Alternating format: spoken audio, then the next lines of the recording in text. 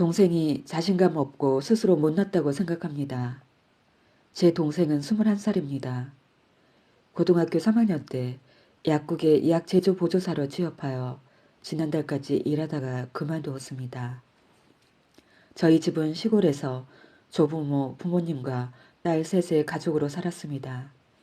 할아버지는 독단적이고 가부장적인 종갓집 장손이고 아빠는 농가에서 밭에 한 번 나가신 적 없는 알코올 중독자였습니다. 동생이 3살 되던 해에 아빠는 간경화로 세상을 뜨셨고 그 직후 엄마는 집을 나가셨습니다. 3살짜리 동생과 그보다 8살, 6살이 많은 언니와 저는 할머니 품에서 자랐습니다. 우리는 동생이 부모 없다는 소리를 듣지 않게 하기 위해 엄하게 키웠습니다. 동생이 엄마 보고 싶다고 울면 울음을 그칠 때까지 컴컴한 방구석에 꿇어앉아 손을 들게 했습니다. 그게 동생을 위하는 길인 줄 알았습니다. 저 역시 너무 어렸으니까요. 지금 동생은 재혼한 엄마 집에서 새아빠와 함께 살고 있습니다. 문제는 동생의 행동이 미덥지 않다는 것입니다. 초등학교 때부터 지금까지 겉멋이 들어 돌아다니거나 남학생들과 어울려 오락실에 다니거나 명확한 목표 없이 공부도 취업도 건성입니다. 수능 준비한다고 회사를 그만뒀는데 몇 해 한 달째 잠만 자고 저녁에 잠깐 아르바이트하고 친구들 만나서 술을 마십니다. 자기보다 13살 어린 동생을 질투하기도 합니다. 동생은 매사에 자신감이 없고 스스로를 못났다고 생각합니다. 집을 떠나 아무도 모르는 데서 살고 싶다고 말합니다. 동생이 이렇게 된 게 제 잘못인 것 같아 마음이 아픕니다. 우리의 정신 속에는 원본능, 자, 초자의 세 영역이 있습니다. 원본능은 오직 쾌락 원칙만을 추구하고 현실적 상황을 고려하지 않은 채 욕망 충족을 향해 내달립니다.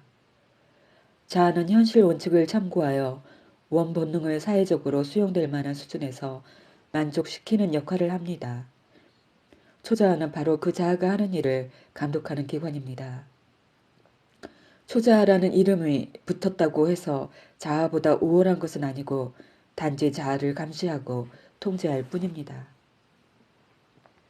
심리치료를 받는 사람들의 공통점은 자아가 약하다는 것입니다. 초자아가 너무 무섭게 자아를 노려보고 있어 죄의식이나 불안감에 시달리거나 원본능의 충동에 밀려 공격성이나 성적 욕망을 제대로 조절하지 못합니다.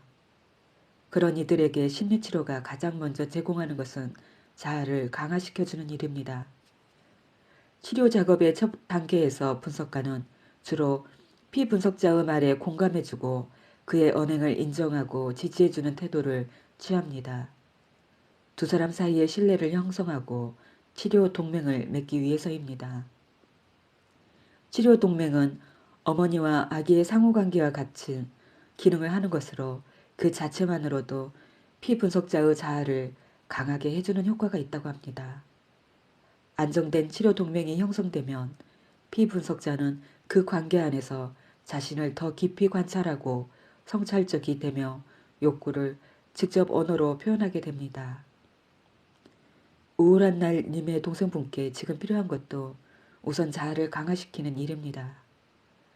자아가 강한 사람은 타인의 충고나 비판을 마음을 열고 받아들여 자기 삶을 살찌우는 계기로 삼습니다.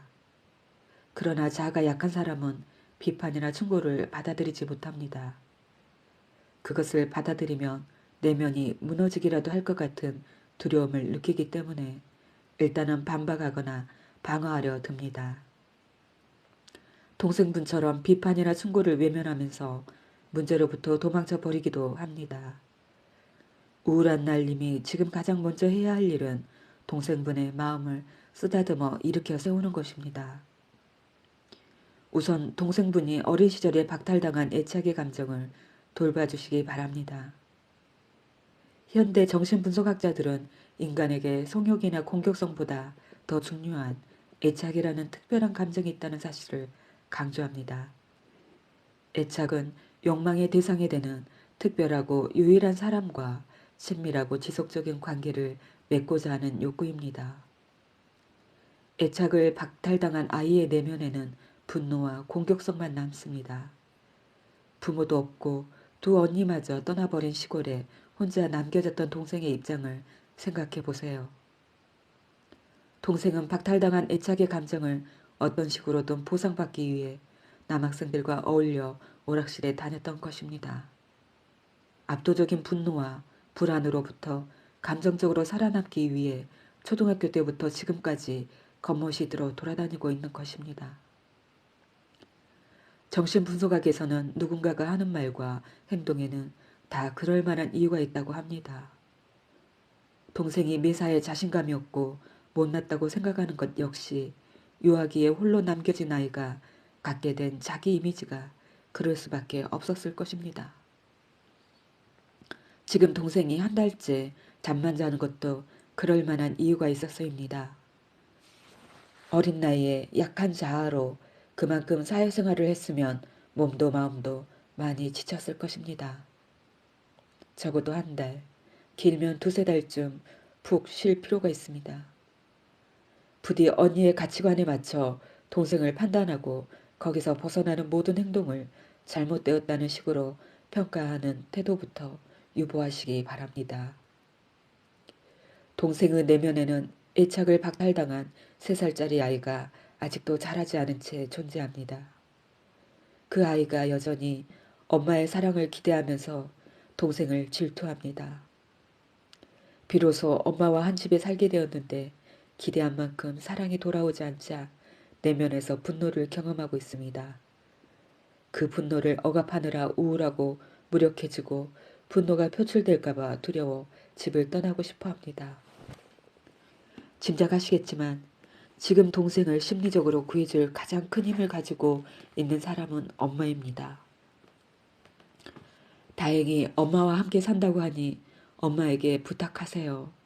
동생을 3살짜리 아이라 생각하고 무조건 보살피고 사랑해 주시라고요. 어떤 철없는 행동을 하더라도 다 받아주고 말과 행동으로 사랑을 표현해 주시라고요. 엄마의 적극적인 사랑을 받기 시작하면 동생은 묵은 원망이나 분노의 감정을 말과 행동으로 표현하기 시작할 겁니다. 그 감정들까지 무조건 수용하고 안아줄 때 3살짜리 아이가 다시 자라기 시작합니다.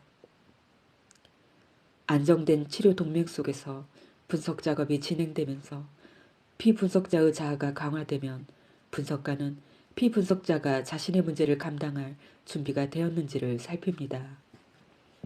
그런 다음 조심스럽게 천천히 그의 문제를 하나씩 꺼내 보여줍니다.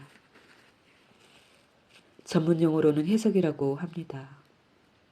동생분도 충분한 사랑을 받고 자아가 강해지면 언니분이 혼내고 조언하고 하는 말들을 받아들일 수 있습니다.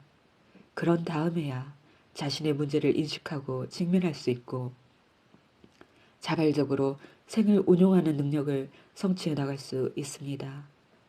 지금처럼 마음이 약하고 자신감이 없는 동생에게 혼내고 조언하고 하는 일은 아무 소용이 없습니다. 그 전에 언니분이 꼭 알아두셔야 할 것이 있습니다. 부모가 곁을 떠났을 때 두 언니는 10살 안팎이었습니다. 두 언니 역시 애착의 대상을 박탈당한 분노와 불안감을 내면 가득 안고 있었습니다.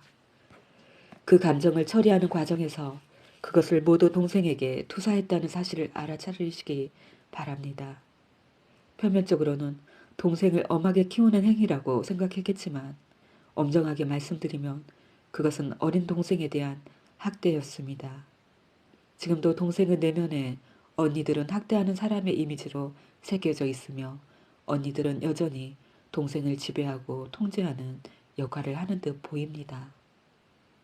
그런 의미에서 언니의 도움이나 노력을 거듭 모아시키는 동생의 태도는 언니에 대한 소극적 반항임을 이해하시기 바랍니다.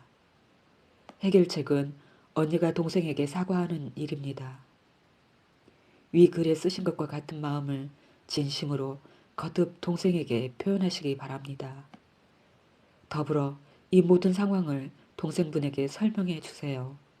자신의 문제가 무엇인지 알고 적극적으로 노력해야 하는 사람은 오직 당사자뿐입니다. 동생에게 자아를 강하게 하는 일이 어떤 의미인지 설명해주고 스스로 노력하도록 도와주세요. 거듭 속으로 상처를 입어도 괜찮다. 모욕당해도 죽지 않는다. 거절당해도 나는 소중한 존재다. 등등의 구절이 뼈에 새겨질 만큼 반복하도록 일러주세요.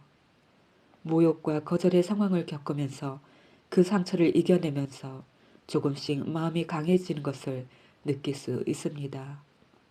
인정과 지지뿐 아니라 좌절을 견디는 능력을 통해서도 자아는 강해집니다.